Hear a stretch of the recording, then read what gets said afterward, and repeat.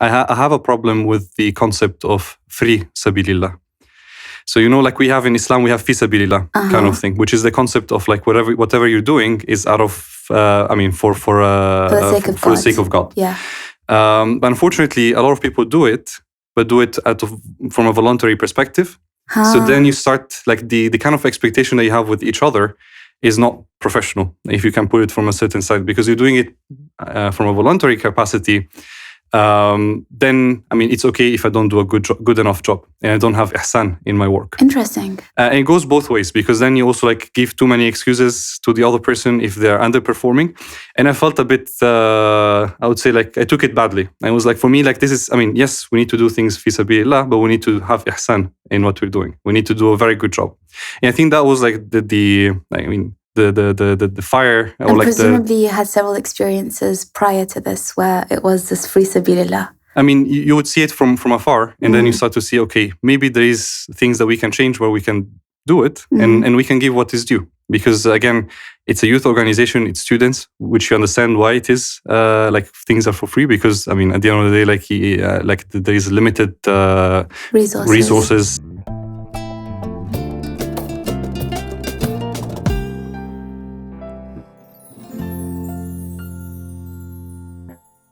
Salam, Youssef. So lovely to have you with us. Walaikum salam. Happy to be here. You're in London for how long? For about a week, inshallah. So, Youssef, you are a Swiss-born of Syrian heritage. You are the former president of FEMYSO for 2 terms, from 2015 to 2019, and you're the former member of the Advisory Council of Youth for the Council of Europe, which is quite a mouthful to say, to speak. So let's start with the first part of your identity. You define as a Swiss-born of Syrian heritage.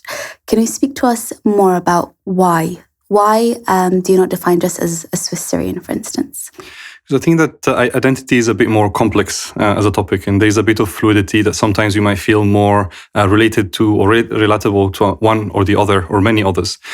And these are like at the end of the day facts. This is, who I am from a biological perspective. This is where I was born historically speaking. And there are both worlds that somehow shaped me. And I believe because I travel quite a bit and I've had the opportunity to engage with other people, is that wherever you go, you take pieces and bits from other people, and then shapes your identity and how you define or how you relate to others. So you very much define yourself as an international citizen? Kind of, yeah. Pretty much. Yes. You don't like the actual limits and the constraints of nationalism or nation states? To a certain extent, yes. It's nice to have nations and places as such, but at the end of the day, yes, I feel a bit more for an international person. So you were born and raised in Switzerland in the city of Lugano, which, as far as I understand from you, wasn't so diverse in terms of the majority of the ethnicities, but the Muslim community was diverse. Was this your first experience of a diverse world, and is this what helped shape your identity? I believe to a certain extent, yes. Because if you go, even within Switzerland, you go a train ride of a couple of hours, you go to Zurich, Geneva, or even Basel. The Muslim community is way bigger. So it was easy to find a mosque that would define, this is a Moroccan mosque, or this is a Libyan mosque, or this is the mosque for any other nationality, whether it is Albanian. So it's quite similar to London and many other countries and cities around Europe. Well, in our city, that was not the case. There was only one place that would bring everyone together, whether you were a Bosniak, whether you were from Somalia, you were from a revert from Switzerland or elsewhere in Europe.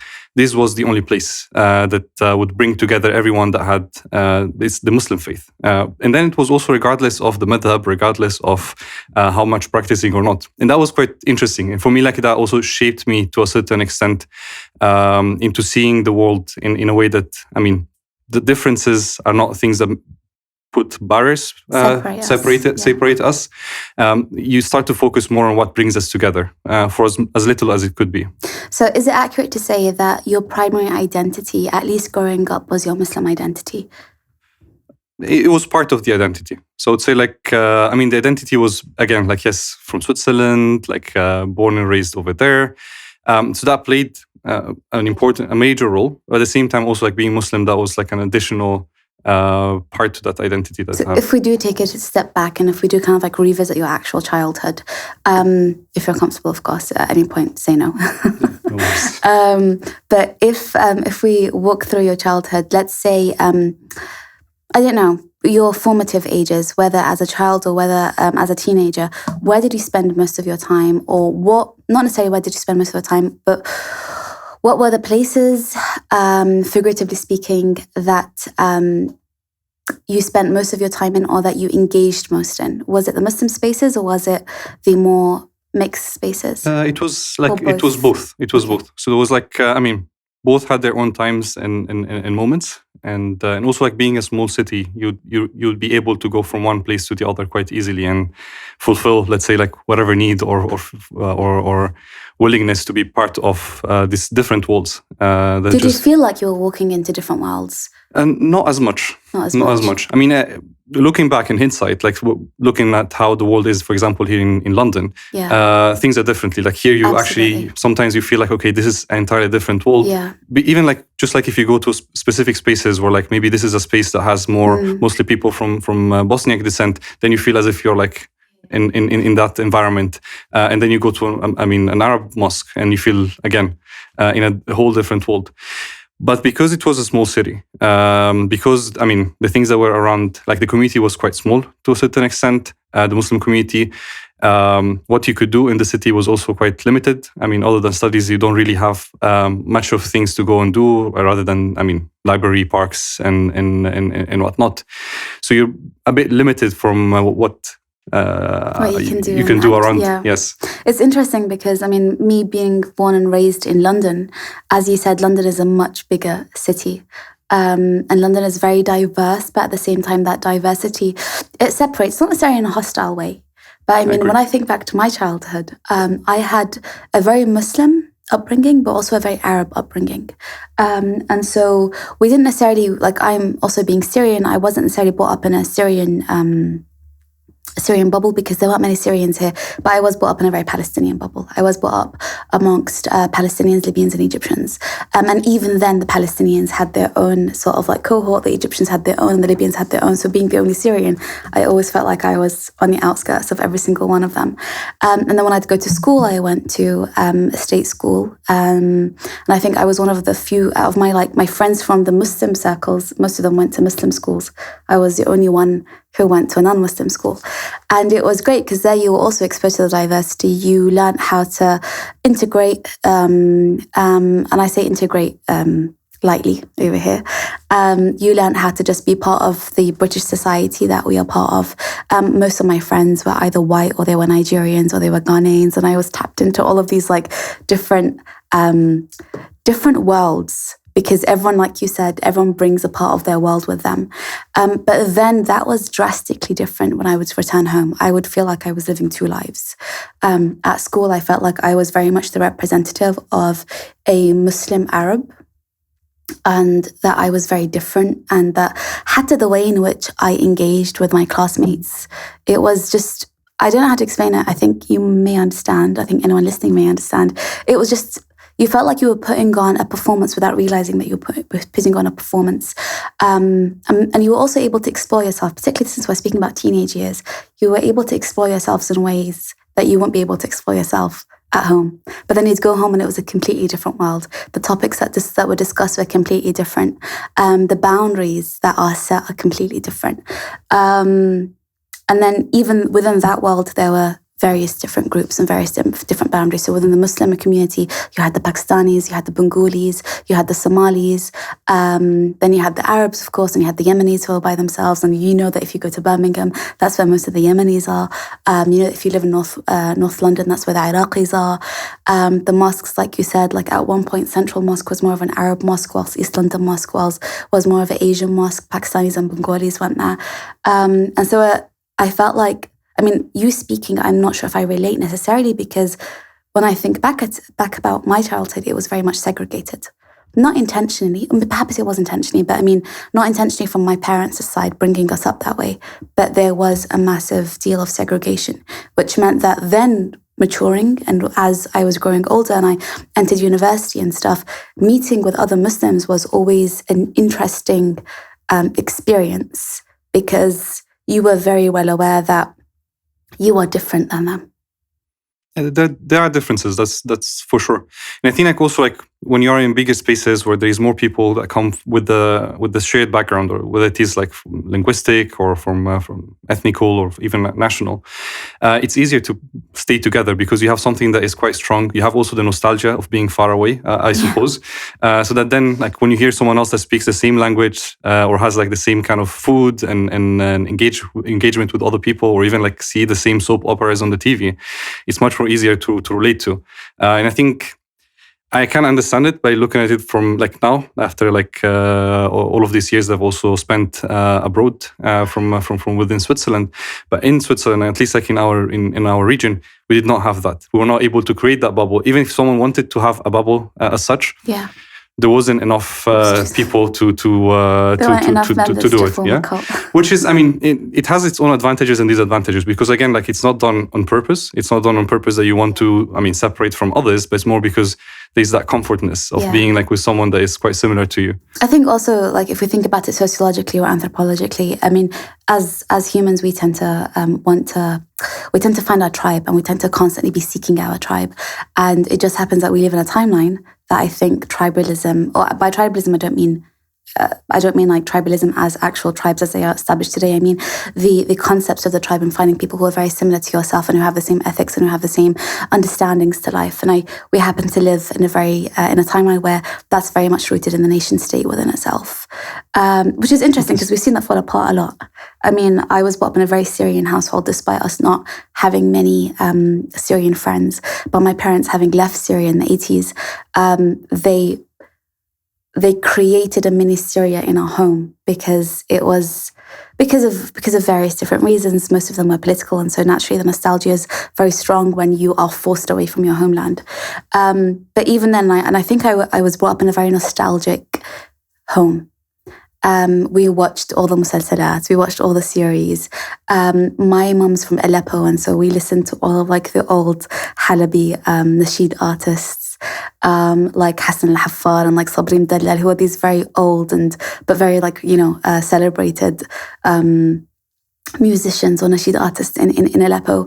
And despite never being to Syria, I think I always had this, and I think till now it still exists, but I always had this affinity to Syria. I was always very nostalgic because I felt like I had borrowed the memories of my parents and they'd manifested as my own. And then I lived on that accord. And then I moved to Istanbul and I met many Syrians. I mean, since the revolution started, I met many Syrians, but then I moved to Istanbul and I met more Syrians. And I met Syrians that weren't necessarily political. I met Syrians that didn't necessarily come from the same political background as us. I met Syrians who, they were driven out despite not being active players in like the revolution and the war and the uprising. And then others who were. And I realized that my nostalgia did not, until now, it does not correspond with theirs as actual Syrians who lived in Syria. I'm not sure how we got here, but because you mentioned nostalgia. And I did want to ask you about your Arab identity. So we've spoken about your Muslim identity and how it was growing up. And you had a very diverse community in Lugano when you were much younger. What about your Arab identity? Like, did that play a role? I mean, presumably it did play a role in shaping you, but did that play a role in your awareness towards anything and that, and your growth? It did. I think also like if you go like to something simpler, like my Arabic language, the Arabic language myself, it's a mix of different like dialects. So sometimes I use a word that is not being used from other countries. Yeah. So it makes things, and people, I mean, cannot point me down on a specific place in the map, because I jump from one to the other just because I got used to this. I mean, at the end of the day, like when you're four people in a place and each one has a different language, at the end of the day, like you take from each other. So I think like that also like translated to myself. Like when it comes like, yes, I am of Syrian heritage, and as such, I've traveled to Syria and to other places. And from each one, like I had like a feeling of, okay, some sort of connection with the place. Maybe because of, the people that I've met through my journey of life, from wherever they were from. But it shaped me like this kind of thing that actually, yes, it's nice to be, Syrian, Lebanese, Jordanian, and so on and so forth. But at the end of the day, there's always something that is bigger that we have in common that we share together. Sometimes it's a dish, sometimes it's musicians or nasheed artists and so on and so forth. So I always saw things from that perspective. In a sense like that nationalism on like a smaller scale, it's nice and it's interesting. It's an additional touch. But for me, it's always been like much larger. On a much larger. I think I relate to that a lot. I mean, I've had many, many instances where, I mean, I don't think my Arabic is the strongest, but I think I speak Arabic as any diaspora child speaks Arabic. But then oftentimes when I'm speaking to people, they tell me, oh, you don't sound Syrian, you sound Palestinian. I don't think I sound Palestinian. My Palestinian friends don't think I sound Palestinian. That Syrians who come from Syria think I sound Palestinian. And my work right now, I work in a Syrian organization, and I had to go visit them in Ghazi and Tab just last month. And every single person I spoke to was like, where are you from in Palestine? Like, not even the assumption, And I was like, what about me sounds Palestinian? And it's because we take words here and there. And it's very different to people who haven't had such a, I don't want to say cultural, I just want to say more of a diverse upbringing. I guess that's one of the great things of living in the ghurba, quote unquote. Once I also had an incident where I was in an event, and this was, I think it was 2007. I was 15, 16. I can't remember how old I was. I was much younger. My identity was still forming, and I don't know about you, but when I was younger, I always had an identity crisis because it was always like you never knew where to place yourself, and you didn't have enough memories from the homeland or even affinity to feel like you came from a certain place. So I always felt like my strongest identity was always I was Muslim. The second was I was Syrian, but then I didn't really know how to place that, and I think most of it was because of the political difficulties that my parents had faced and seeing the injustices that were faced against them. That's where my identity came from. It was more of a fight as opposed to me relating or having a certain kind of like nostalgic affinity to a place. So we were in this event. It was this big conference, and we had people coming in from all over the world. We had all these different shuyukh. It was an Islamic conference. We had all these shuyukh coming in. We had Sheikh al-Bouti coming in from Damascus. We had these Wajdi Ghanem coming in from Egypt, and this was back in like 2007, 2008, like before people became problematic. And I could hear someone speaking a very Damascene type Syrian, and I couldn't place it. Like they were speaking like how you listen, like I'm not from Damascus, and so anyone who speaks like a Damascene, it sounds like they're from Bab al-Hara. And this was really like they were saying stuff like Shahouhan, which we don't say as people from Hadab or Homs. And I was trying to place that, and I couldn't figure out who was speaking like this. I just wanted to go and say hi to them because it felt like they came from where my parents come from. And then about 5 minutes later, I hear it again. So I turn around and I see these two Somali girls speaking in a very, very, very Damascene accent, like just fully. And I turned to them and I was like, wow, like, did you live in Damascus? And they were like, yeah, we lived there our entire lives and we just came. And they were like, and tarafna ala ba'd, like we got to know each other. And then they turned and then they told me, where are you from in Palestine? And I was like, no, I'm Syrian. And I remember then I felt like this. It was so weird to feel like I was, nationally, ethnically, I'm not sure how to define, but I'm the one who comes from a Syrian bloodline. But those who have more of an affinity to Syria because they actually lived there, they actually have memories, they actually have culture that I don't have. They viewed me as an outsider. So it was very interesting. And this was all just because of language.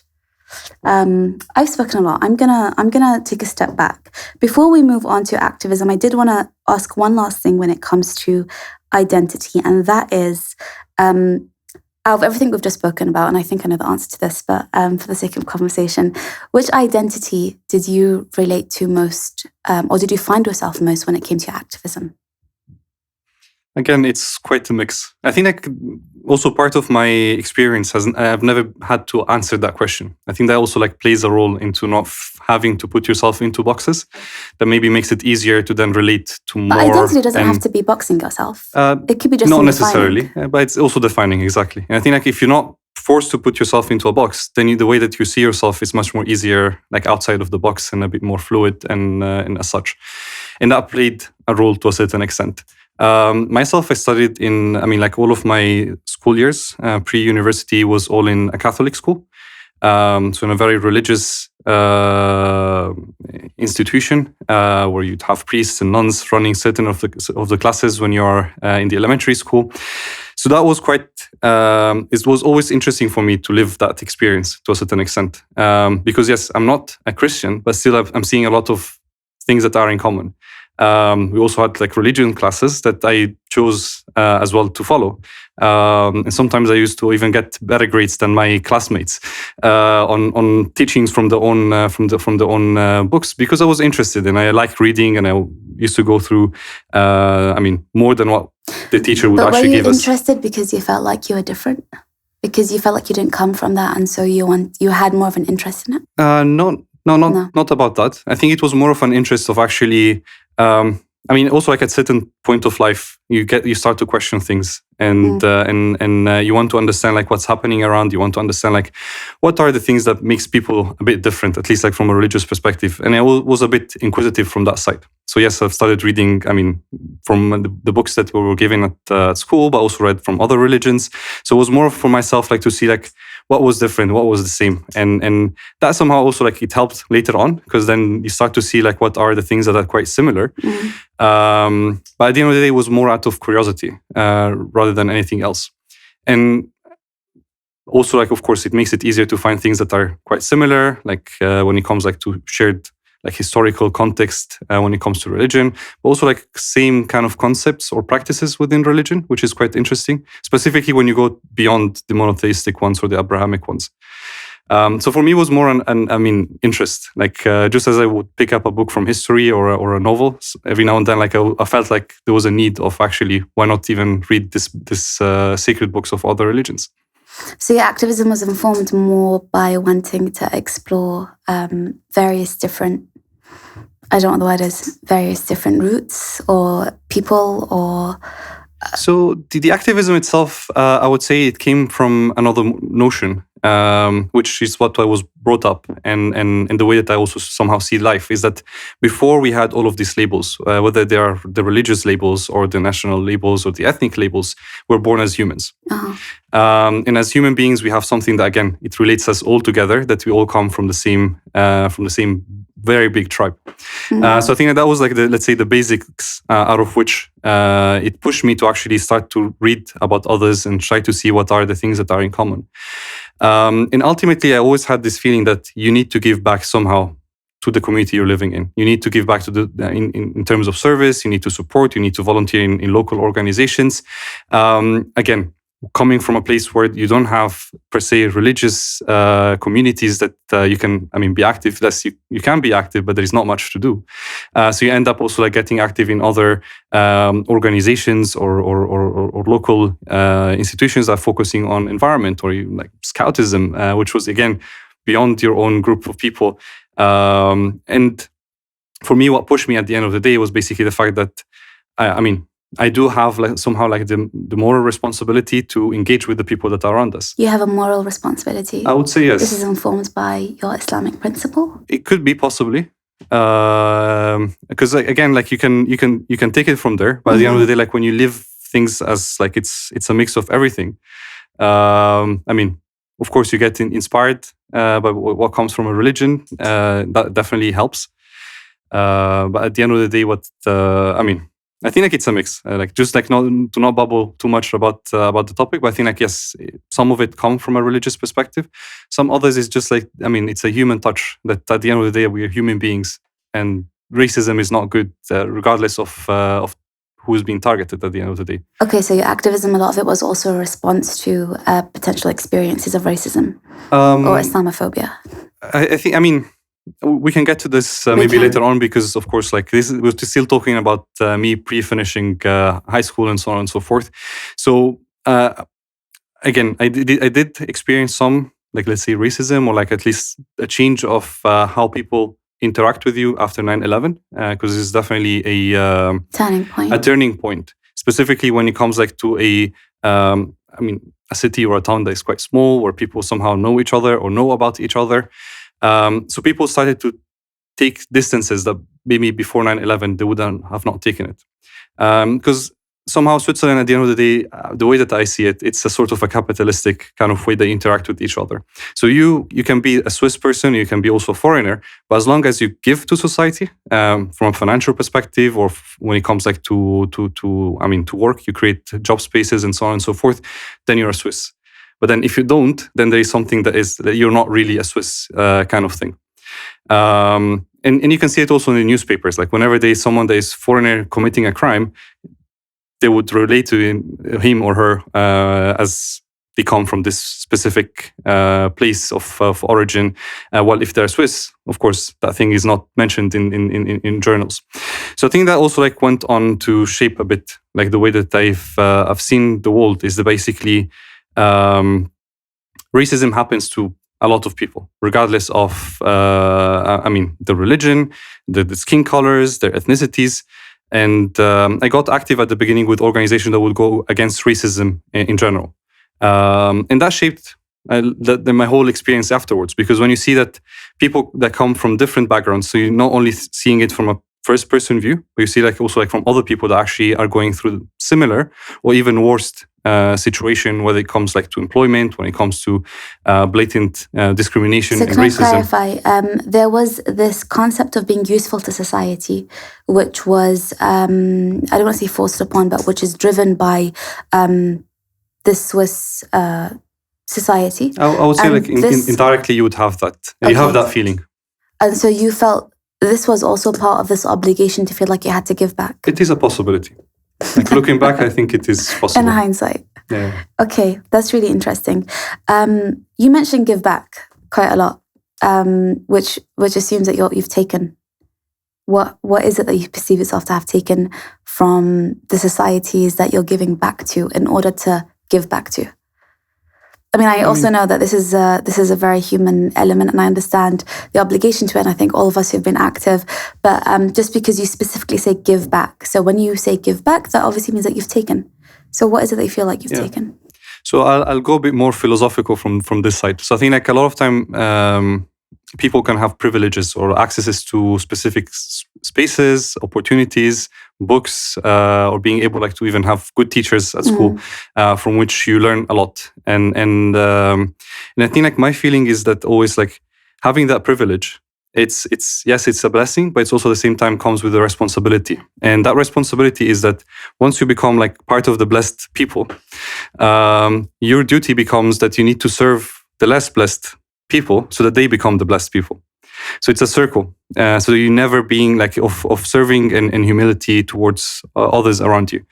You might say like, okay, maybe it has some sort of a connection with like Sufism and that kind of way of seeing life and seeing yourself as an individual person.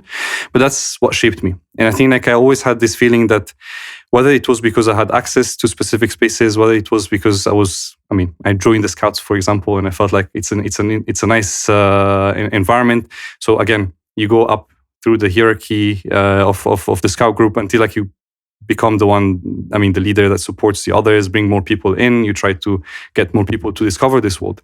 It was never about like because of religion or whatever other feeling, but it was more about this seems to be something that is quite useful, it's quite interesting, it's nice. You learn through doing action, and you try to get more people to discover this world. And I think that it always came from this kind of perspective of maybe I have something that I could give. Maybe it's not, and if it's not, then I could just like sit still and still learn from others and still learn from what is around me. But then the moment you have something, then it's the moment that you try to get more people to experience it. So let's move on now to FEMYSO. Talk me through your journey or your process to becoming president of FEMYSO. Okay. So FEMYSO is the Forum of European Muslim Youth and Student Organization, which is, as of now, the biggest Muslim youth organization on a European level. It's an organization that focuses on empowering and providing opportunities for young Muslims, whatever the walk of life they're coming from, an opportunity to discover new topics, new skills, and at the same time also represent their voice and bring it back to bigger stakeholders. My experience with FEMYSO goes back to the very first event I've attended, which was 2011. And it was a very random way that I got into it. Going back to like my whole history, I always had like this feeling of like giving back to society, but it was never about giving back to the Muslim community, for instance, or a specific community. It was always about like giving back to the whole society. So even like when I was involved like in organizations and anti-racism organization, it was always on a bigger scale, not only focused within the Muslim community. So that specifically in that year, I had the exams for university. I finished the exams, and I was babysitting someone at the time. And some people that were from FEMYSO just were visiting the house of the person that was babysitting their kid. And they were saying, oh, there's this event. It's happening in a couple of weeks' time. I think it was just like towards mid of June, and the event was at the end of June. And they said, like, why don't you apply? And at the time I was like, okay, like it must be like one of those Muslim events kind of thing. But I was like, okay, it's good to change a bit. I just finished exams. It's a good way of doing a break. So I went to the event, and it was quite interesting to see, because it was a big event with over 150 people, also coming from all over Europe, but also some other countries from abroad. Also, I think there was someone from Congo or from Africa that came as part of an organization that works in between Africa and Europe. So also not a Muslim organization. So it was already nice to see actually that there is another environment where there's a bit of diversity and there's a lot of people coming from different walks of life. So that was like my very first experience, this event, which was the European Muslim Youth Conference. And then I treasured that experience, and I went back to, my own things and being active in another world. And then little by little, I started to see that actually there is potential for the organization, in a sense that the organization is doing an okay work. But again, they could be doing more. And I felt like, okay, maybe there is a space for me to get involved within the organization and volunteer. And maybe whatever experience I had in other organizations, whatever other know-how or knowledge that I got from those experiences, even though as little, I could try to translate it towards this organization. So we're speaking 15 years after FEMYSO was established. This was when roughly, you first attended. And you felt like it was limited to Muslims at that time? I wouldn't say like it was limited to Muslim, but I think there were other like challenges. Your thought process. So my thought process is I have a problem with the concept of free sabilillah. So like we have in Islam, we have fi sabilillah kind of thing, which is the concept of like whatever you're doing is out of for the sake of God. Yeah. But unfortunately, a lot of people do it, but do it from a voluntary perspective. So then you start like the kind of expectation that you have with each other is not professional, if you can put it from a certain side, because you're doing it from a voluntary capacity. Then it's okay if I don't do a good enough job and I don't have ihsan in my work. Interesting. And it goes both ways, because then you also like give too many excuses to the other person if they're underperforming. And I felt a bit, I would say like I took it badly. I was like, for me, like this is, yes, we need to do things fi sabilillah, but we need to have ihsan in what we're doing. We need to do a very good job. And I think that was like the fire. And like presumably you had several experiences prior to this where it was this free sabilillah. You would see it from afar, and then you start to see, okay, maybe there is things that we can change where we can do it, and we can give what is due. Because again, it's a youth organization, it's students, which you understand why it is like things are for free. Because at the end of the day, there is limited resources and whatnot. When you say things are for free, you mean people work for free? Yes. Okay. Like so, for example, someone comes in and does any kind of tasks. It's for free, which is it's fine. It's not bad. But I think like at the end of the day, it's nicer if there is something that can be given back, or at least like that the relationship that you have when it comes to the work is based on ihsan and not only like on a voluntary capacity that with all the feelings that could come with it. So you initially got involved in FEMYSO to work on the internal aspect of it as opposed to the external aspect. So it was a mix of both. So I think like I saw the potential, but I saw like also there was like these limitations. So I felt like, okay, maybe I could get involved. Maybe I was wrong. It could have also been an opportunity for me to learn something different. So I shifted, because before that I only had experience outside of the Muslim bubble and an organization, and then I entered into a Muslim one, or one that identifies as a Muslim organization. So that experience was also quite interesting because you start to see how things work differently, how people relate with each other, and what challenges could come up, and so on and so forth. So for me, it was both. Like from one side, to learn whether I was too judgmental, maybe even arrogant into the approach of how things are done, or to see whether you could change a bit the way that you're interacting with each other. Because then, if you move on from this concept of excusing others, of not doing things with, trying to have perfection in what you're doing, maybe things could go better, and maybe you're able to do more work rather than taking things more slowly. Could be, myself, like my experience as a capitalist Switzerland kind of mentality. But that was like the thing that actually attracted me, of saying like, okay, we're missing something that maybe could take this organization to do a way better job and be more inclusive and more diverse and bring more young people to be engaged with their activities. At that time, did you understand the need for FEMYSO within European society? At that time? Not really. Okay. In a sense, because I took it for granted that there should be an organization or such. Because if you look at other faith-based and non-faith-based organization, there is something on a European level. With whether it is at the student unions, you have the European Student Union, which was established. You look at our Jewish brothers and sisters, they have EUJS, which is again the European level union of Jewish students. You look at the Catholics, they have their own thing. You look at the other churches, they also have their own youth organization from a European level. And then so I took it for granted that since pretty much everyone has it, then also the Muslims should have a space which brings everybody together to a certain extent.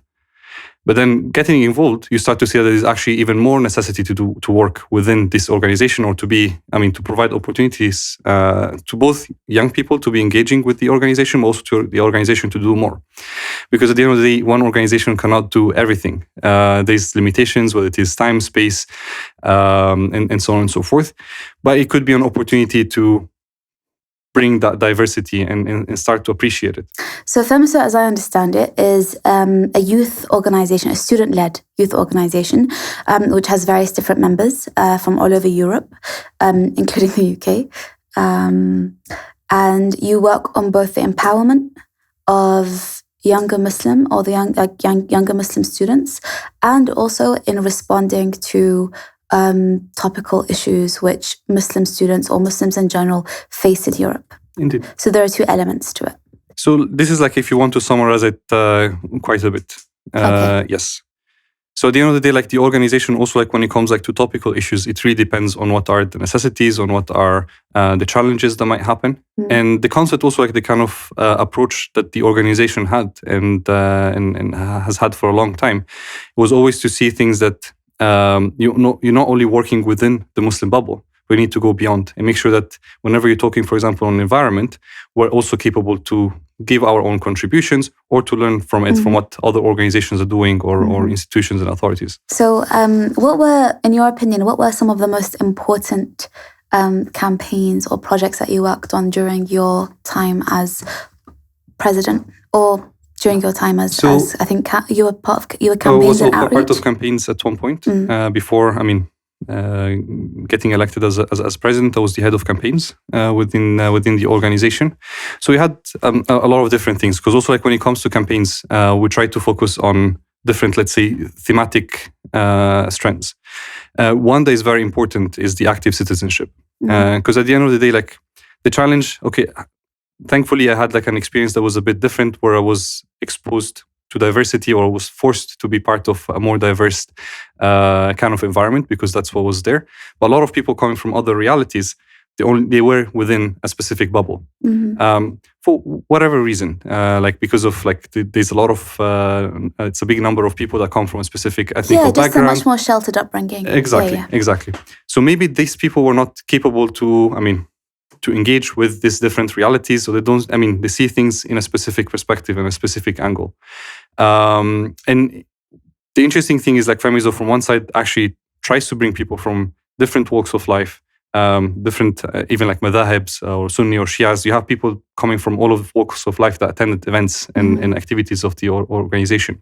So that already makes you appreciate a bit the diversity within the community and how things are different, both from the life experiences that people have, but also different also from a religious perspective. In terms that you start to appreciate that those differences and those divergences that you might have are both fine to a certain extent. And how we can work together as opposed to fight each other, exactly. Presumably.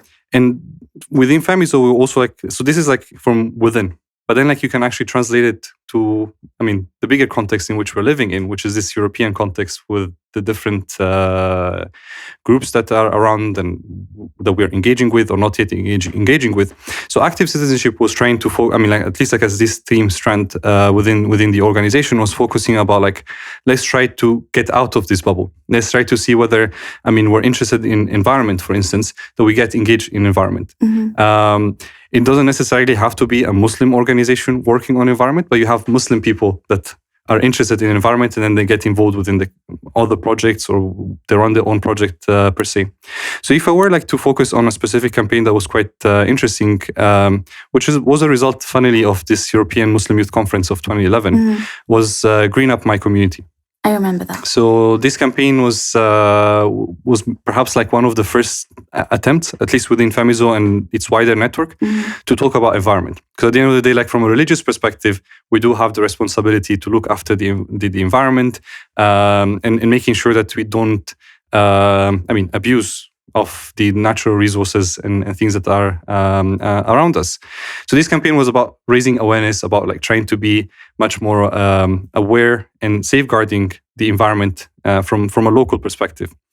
And it was very, very new as a topic. And some member organizations were not interested in the topic, saying like we have other things that are more pressing than this. Well, fast forward a couple of years, now it's becoming more relevant as a topic. Of course, you also have COP26 that's happening in these days, in which is focusing on the topic. So there is a bit of like catching up to do. But that was like the first time that we done a campaign or a project along that route. So when you say that you worked on a campaign and a project, I can understand when it comes to Islamophobia, when it comes to racism, when it comes to things which affect people directly. Of course, the environment does affect people directly. That was a wrong thing to say. But in terms of actual experiences, because you can fight back against it. When you speak about this campaign, where did you implement it? How did you implement it? Who were you dealing with? What did it look like? Did you do conferences? Was it you actively going out into certain communities? Because we're speaking about a European body of students. You're not necessarily set in they don't have a base necessarily in any specific city. So how did you go about this? That's correct. So basically, because we're not like physically in presence in different European cities, so the approach was more about like providing training opportunities, trying to raise awareness, trying to get member organizations to sign up to this campaign or try to run events. So you had like events which was like panel talks, you had events in which you would have like an expert or someone that is interested on the topic coming and presenting on how you can become more environmentally friendly within your own day-to-day activities and events. So really focusing on the local community to a certain extent. And we had some sort of like, we gave the opportunity to the participants that attended the very first event to come up with ideas of what needs to be done to a certain extent, or what we should try to target as outcomes. And some of them, like they had like some targets of saying like, okay, whenever like me as a participant, I'm going to go back to my city, I'm going to go to the local mosques or the local communities and ask the preacher to actually make a preach on the Friday sermon, speaking about the environment. Okay. So that was like the very minimum thing of like saying like, actually, it's not only about us as an organization that or like local organization that needs to try to be more environmentally friendly, but try to get also the conversation happening in other spaces within the Muslim community. And how did you measure the success of that? So it was a bit difficult to measure the success because, again, contexts are different. Some countries entirely were not interested into the topic, saying like we have other pressing matters, such as discrimination against Muslims and racism, or even other like access to education or access to many other things.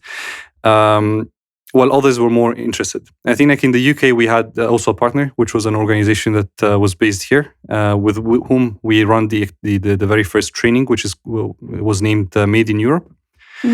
And they took on like a lead that was more even targeting on trying to create a sort of a chart or standard of basically saying like, we're going to go to mosques and ask them to do changes and give them a certificate of saying like, oh, you're a gold tier, you're a silver tier, depending on the points. And I remember like a couple of years back, I went to East London Mosque. Like I was passing by and I saw that they still had that certificate I've definitely seen it. at the notice board, which was quite interesting because again, you're trying to get the local mosque or the local community organizing space to at least be aware that you are somehow eco-friendly or not, or you can improve to certain aspects. So it seems that FEMYSO are very inclusive in the sense that they don't just tackle stereotypically Muslim issues when it comes such as discrimination and hijab and stuff, but they also tackle issues such as environmentalism.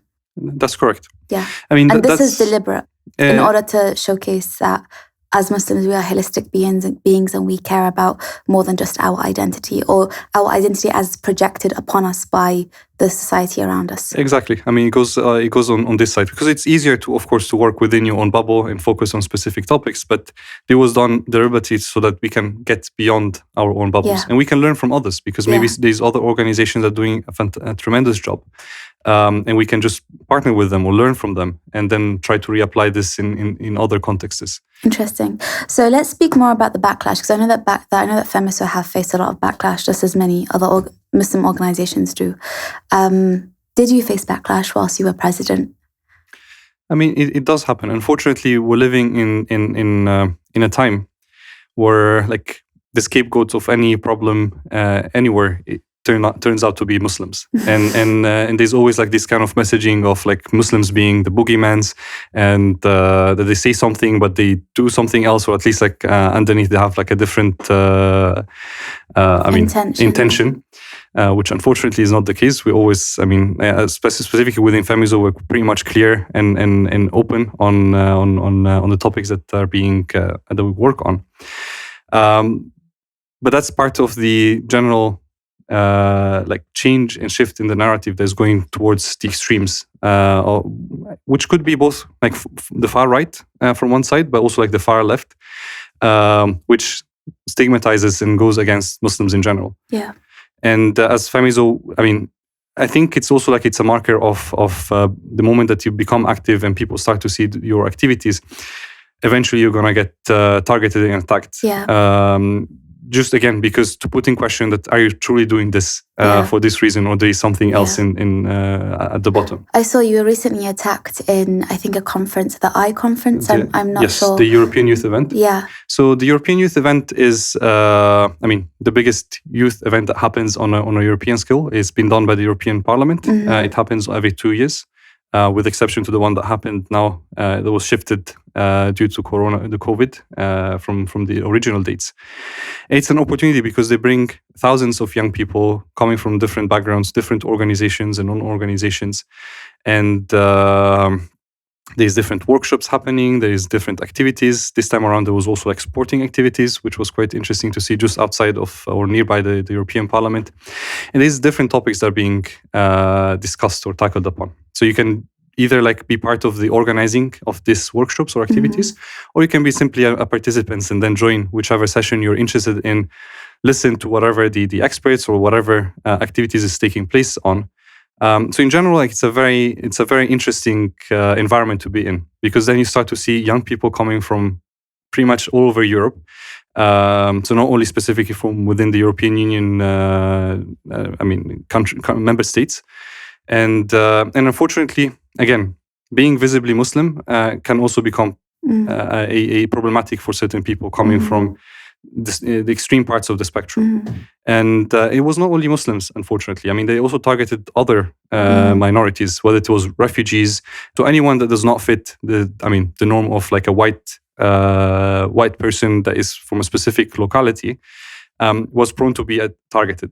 And unfortunately, because we had like in our delegation, we had many females being there, of course, many of them wearing the veil, some of them not. So the ones wearing the veil were very clear, and they were targeted with racist slurs and discriminatory things, basically saying like, go back to your country, making allegations of being migrants, for instance, or refugees into the country, that we're not part of this space, which is quite, I mean, it's sad to see, but unfortunately there's some people that are gullible and they're prone to this kind of narrative. But FEMYSO were given a platform to respond, and I think the response was very eloquent. Yes. I hope, I mean, it's available on the social media, so you can see the response that was taken there. Because at the end of the day, the European Youth Event ought to be a safe space for everybody to come and be able to exchange, to learn from each other, and see the diversity of Europe. And I think and this is it's interesting to see when things like this happen, because it goes against the values of the European Union. And it actually goes pretty much 100% against it. At least the way that I also see it. What are the values of the European Union? So, I mean, taking a step back, I see the European Union as quite something that's quite honorable when it comes to the basic concept. If you look at the history of Europe before the World Wars, pretty much anywhere you could have pointed any place into the map, and there was always some sort of conflict happening between one country and the other. It was a continent that was continuously at war, continuously having issues with each other, and then because of this tremendously bad situation has happened, and the killing of many people that has happened within the World War I and World War II, within the two World Wars. At some point, people were starting to think, okay, maybe we need to look past that. And from all of the cities, I find it quite interesting is the city of Strasbourg, which one of the two parliaments of the European Parliament, and where the Council of Europe has their seat, is quite an interesting one, because it was, again, a land that was used to be basically into war between France and Germany, and they always swap hands between one another. And now we're living in a world that for the last maybe 40, 50 years, we have not seen war within the European Union. I'm not saying if you go into the Balkans and other Eastern European countries, you do see it. But there was a movement, at least from certain states, of looking past the differences and look at what brings us together and what could bring prosperity. Whether that prosperity is from an economical perspective, whether that prosperity comes from a political perspective, but was basically saying let's put aside the things that we do have as different, and let's look at what brings us together to avoid another world war from happening. I mean, that was the whole intent at the very beginning. But by projecting then our hostilities outside. So the idea was to protect this mainland and then projecting the violence. Not necessarily, but it depends. It depends, because then every member state or every head of state that was part of the process of creating these different institutions, on the Council of Europe at the very beginning, as this was the very first institution to be established to bring this sort of peace on the continent of Europe. Yeah, but not to the rest of the world, of course. Because they wanted to focus within their own... Understood, but there were ramifications on the rest of the world. This is just for us to speak about values. Is it really peace and prosperity? Is it really that all-inclusive, or is it just protecting a certain certain type of people and a certain mainland, whilst the rest of the world can go up in flames? I see where you're coming from, but the way that it was created as a first, or at least the concept that was put there when establishing, for example, the Council of Europe, was actually to go beyond only the continent. It was about let's start to focus on improving ourselves from the inside, and then if it's possible, we can also provide support to and export human rights values and all of these things. I mean, the Council of Europe... So the assumption that human rights would prevail in Europe and then they'll be sent outside. I mean, you could argue that, but I would say it's more about we need to first sort it out ourselves inside before basically getting involved with other countries and continents and per se. So the Council of Europe was created on three main pillars, which is democracy, rule of law, and human rights. And one of the member states of the Council of Europe is Turkey, which joined in very early on into this institution, even before the flag of the European Union was established. And this is something that's quite interesting for me to see, is the fact that if you look back into the archive of this institution on when they were having conversations on choosing up the flag of the European Union, there were like extensive kind of conversations. At some point, they also had like designs of only an E letter as basically saying this is the flag of Europe. And some people came up with other ideas. There was also the idea of having a Nordic cross, similar to what we have in Scandinavia, for instance. And then you have people saying like, okay, but a Nordic cross wouldn't be inclusive of countries where you have Muslim populace, such as Turkey. So how are we going to be able to be inclusive into that extent? So as part of the conversation, they're always trying to see of how can we be inclusive of the different ethnicities, religions, per se, at the very beginning. And that's where then at the end of the day, like they decided to take on this flag, which we have nowadays, which also the European Union is using, of the blue flag with the 12 stars. And not a flag with, with a cross, for instance, or a crescent in other places. So just to clarify, we're speaking about the European Union over here. We're not speaking about Europe because, as we know, probably, so of course it's contested, but Europe as an idea was actually set up on Greek reasoning and on very Christian Catholic sentiments, to the extent that even Lawrence of Arabia, for instance, referred to Syria, parts of Syria, as Europe, because Syria, historically speaking, was first initially under the Roman law. And so many Europeans, or at least Europeans at that time, would see areas such as Antioch, such as Syria, such as certain areas in Palestine, they would still see this as an extension of Europe because they are the original Christian homelands. So we're speaking about the European Union, which is very different to the concept of Europe. Is that correct? That's the European Union or the Council of Europe.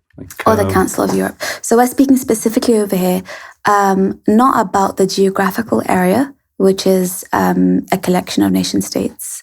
It is, and I think it's quite interesting. I mean, it's an important clarification to have, and but ultimately, like what's interesting is like this concept came from a place where there was enmity, and at the end of the day, they were able to look past that. So let's say, like from an idealistic perspective, they were capable to find what brings people together and what they have in common, and have prosperity in that diversity. Okay, so you're choosing to focus on the reconciliation and the cooperation between European Union member states, yes.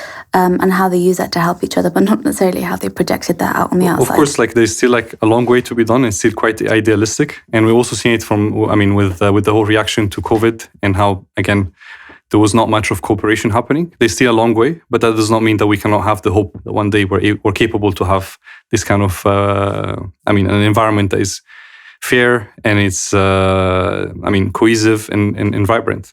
Okay, so let's bring this back to the first topic that we spoke about, which was your identity. I think from this conversation, as I understand, you see yourself as a European Muslim. And yes.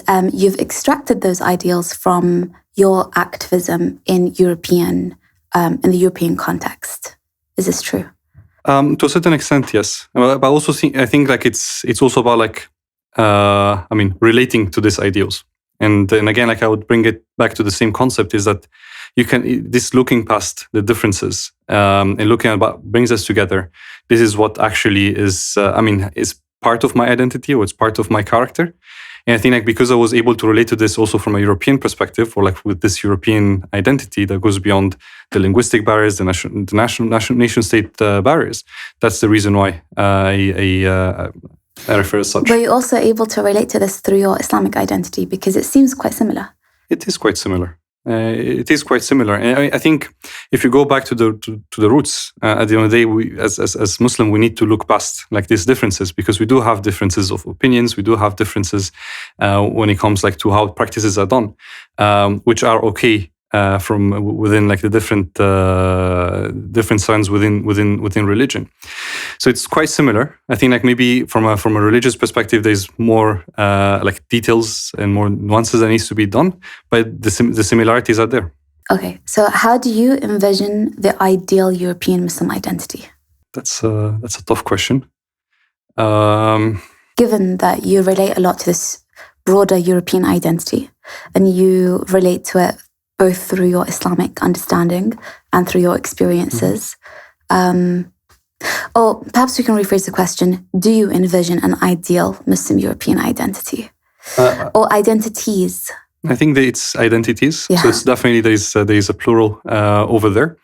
And I think like that conversation still needs to be done. I think like it's not in the hand of one person or one group of people. It has to be something that comes naturally as part of a process of many individuals, of many people coming together and trying to define this. And I think like we're still a bit far off from identifying of what is a European Muslim from an academic perspective as such, or as a way of identifying a specific group. Yeah, so if we take your philosophy, do we need to identify a European Muslim? I would say no.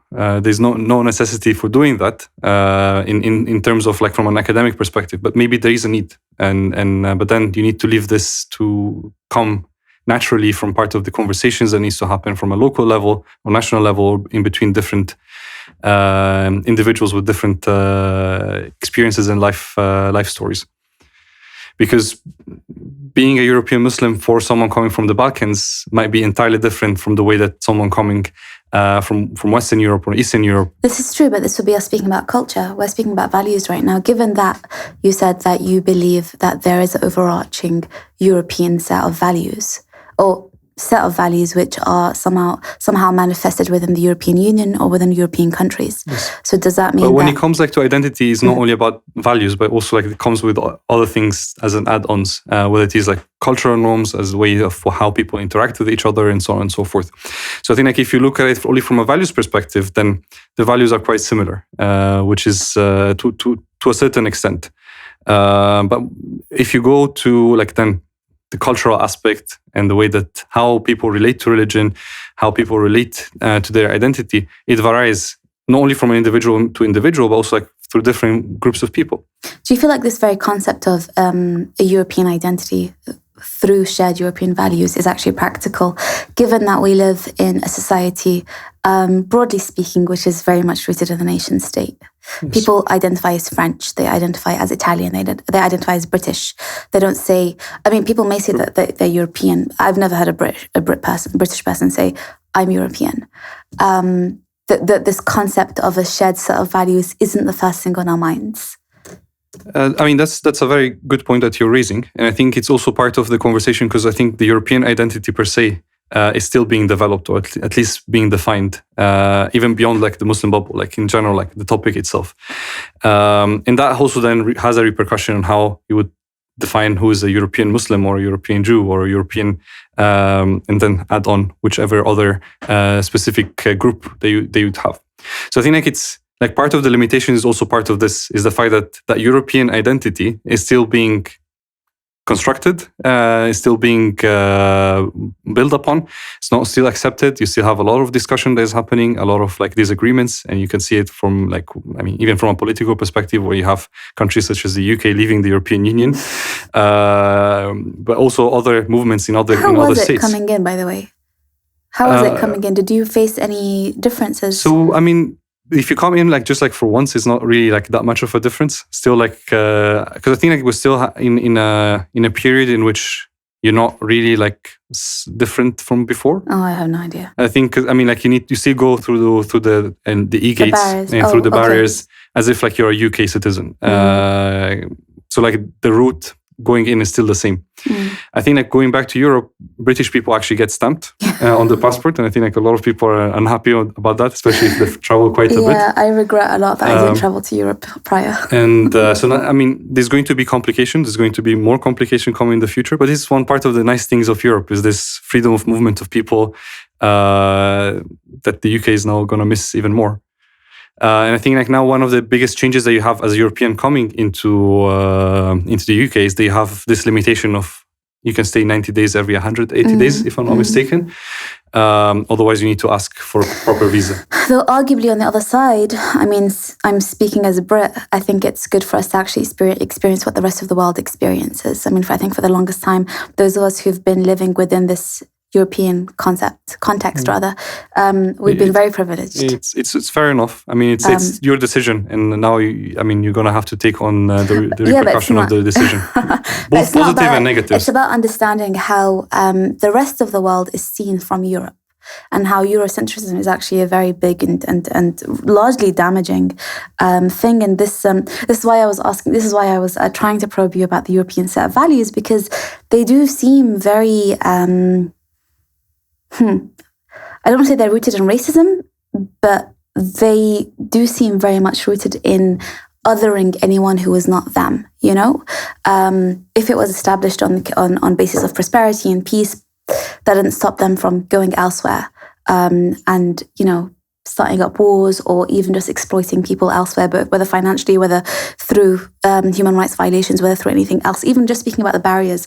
I mean, I traveled to Tunis in 2016. I traveled to Istanbul for work, and then my work sent me to a training in Tunis, and it was really interesting because I was on a flight full of Arabs from Istanbul to Tunis.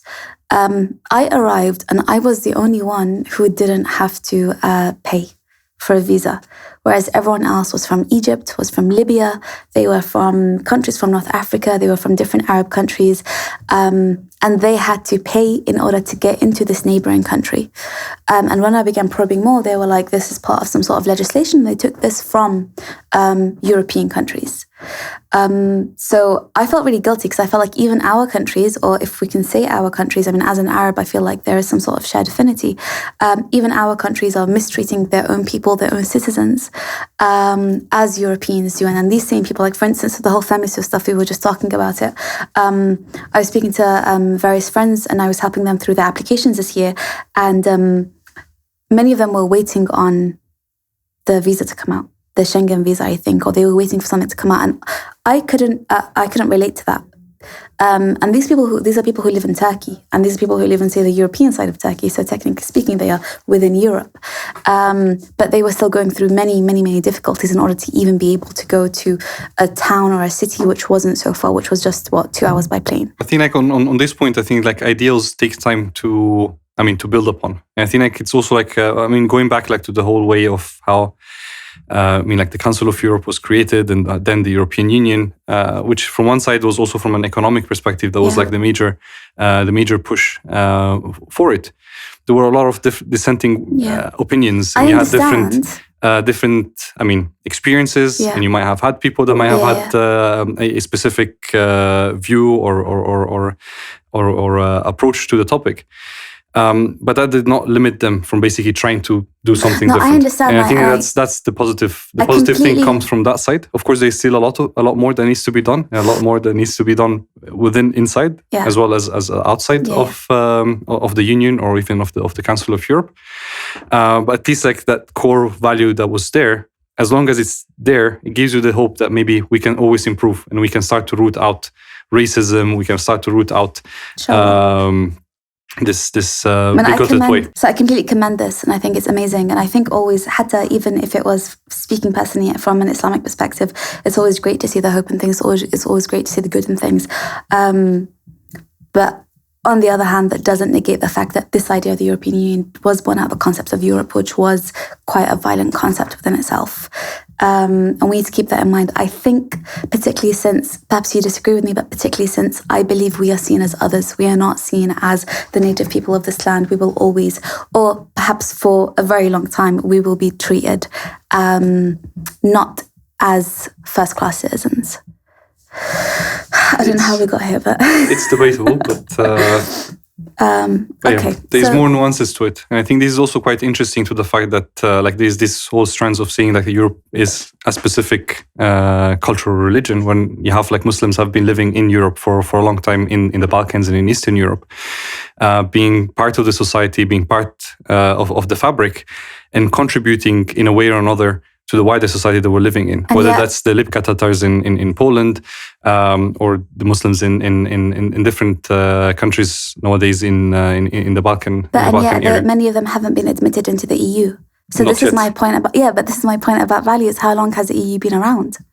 I mean, the EU itself has not been around for a long time. Like the EU itself has been around for 25 years. Okay. And it's made in certain countries. And exactly. And there is a specific context to it. And I think like the context also came from the fact of the Cold War that there was between America and Russia, and the fact that they were trying to get in as many countries that were could sign up to democracy or like to the American way of life. That put down the limitations because the countries where Muslims were living, were in the Balkans or in Eastern Europe, were under the influence of either Russia or of the communist bloc. Okay, so let's go on to our final question, which I think we will conclude with. All this conversation about Europe, about leadership, about FEMYSO, about your very inspiring and inspirational upbringing. Perhaps you can tell us what it takes to be a Muslim youth leader in Europe. I mean, you're a leader. You've been in leadership positions. I've been in a leadership position. I do not think that I am a leader. I think I'm more of a person that is willing to put himself out of their comfort zone. To support and give service to others. And I think like being a leader, and I think this also comes from the prophetic tradition of actually serving others. And this is something that is very important. Unfortunately, a lot of time, like when you put yourself into or you are put into a leadership position, you start to forget about this basic characteristic. Because at the end of the day, you're doing a work that is about supporting others and uplifting others, whether within the Muslim bubble or even beyond that bubble.